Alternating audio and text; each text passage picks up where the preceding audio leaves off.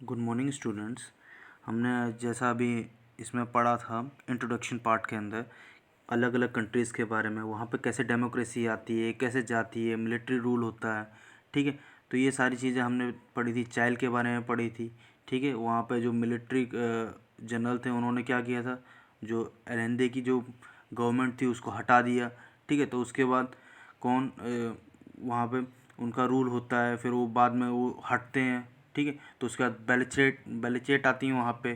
ठीक है, फिर हमने पोलैंड के बारे में पढ़ा था, वहाँ पे कैसे वो लोग यूनियन बनाते हैं और वो गवर्नमेंट के अगेंस्ट इलेक्शन लड़ते हैं। पहले तो वर्कर्स यूनियन बनती है, फिर इलेक्शन लड़ते हैं, तो बाद में वेलेसा की गवर्नमेंट बनती है।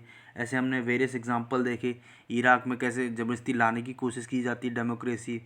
वर्ल्ड यूनाइटेड नेशंस के बारे में हमने पढ़ा, वहाँ पे डेमोक्रेसी नाम की है लेकिन प्रॉपर डेमोक्रेसी नहीं है।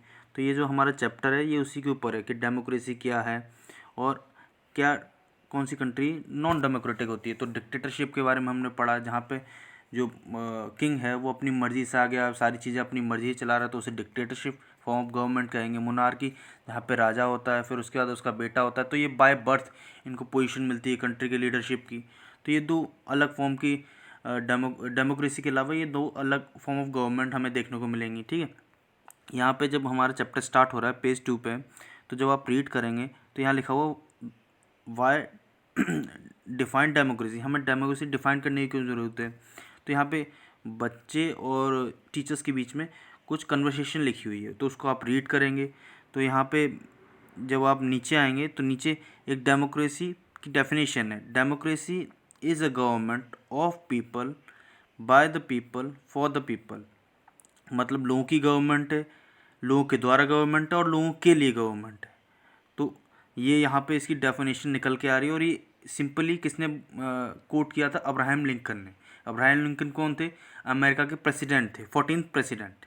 ठीक है, फिर उसके बाद अगर हम यहाँ पे आगे बढ़ते हैं तो एक और लिखा हुआ है ये कहाँ से ओरिजिनेट हुआ है और इसका मतलब क्या है। Rule by the people. ठीक है, ये चीज़ आप अंडरलाइन करेंगे सब। फिर नीचे अगर हम आते हैं और यहाँ पे बोल्ड लेटर्स में लिखा हुआ है, democracy is a form of government in which the ruler are elected by the people. ठीक है, ये वो गवर्नमेंट है जहाँ पे जो रूलर है वो किसके द्वारा इलेक्ट होगा? लोगों के द्वारा। ठीक है, फिर हम देखते हैं जो म्यांमार का हमने पढ़ा था कि वहाँ पे कैसे मिलिट्री रूल हो रहा था और ये सारी चीज़ें। फिर प्रोचिएट का वही इन्होंने एग्जांपल दिया हुआ है। फिर मोनार्की जो किंग होते हैं, जो सऊदी अरब में किंग बनते हैं, वो कैसे होते हैं? वो बाय बर्थ होते हैं, उन्हें कोई इलेक्ट नहीं करता। तो डेमोक्रेसी क्या होता है? Democracy is a people's rule. ठीक है, फिर इसमें हम आगे और अलग चैप्टर्स में भी पढ़ेंगे कि डेमोक्रेसी कहीं पे है भी, लेकिन वो कंट्री क्या कर रही है? सिर्फ प्रिटेंड कर रही है, दिखा रही है कि वो डेमोक्रेटिक गवर्नमेंट है, बट वो एक्चुअली डेमोक्रेटिक गवर्नमेंट नहीं है। इसके आगे हम एग्जांपल पढ़ेंगे आगे फर्दर चैप्टर्स में। ठीक है, तो यहाँ तक आप रीड कीजिए। कुछ अगर डाउट लगता है आपको, यू कैन आस्क मी। ठीक है, आज हम पेज नंबर 3 तक पढ़ेंगे। Okay class.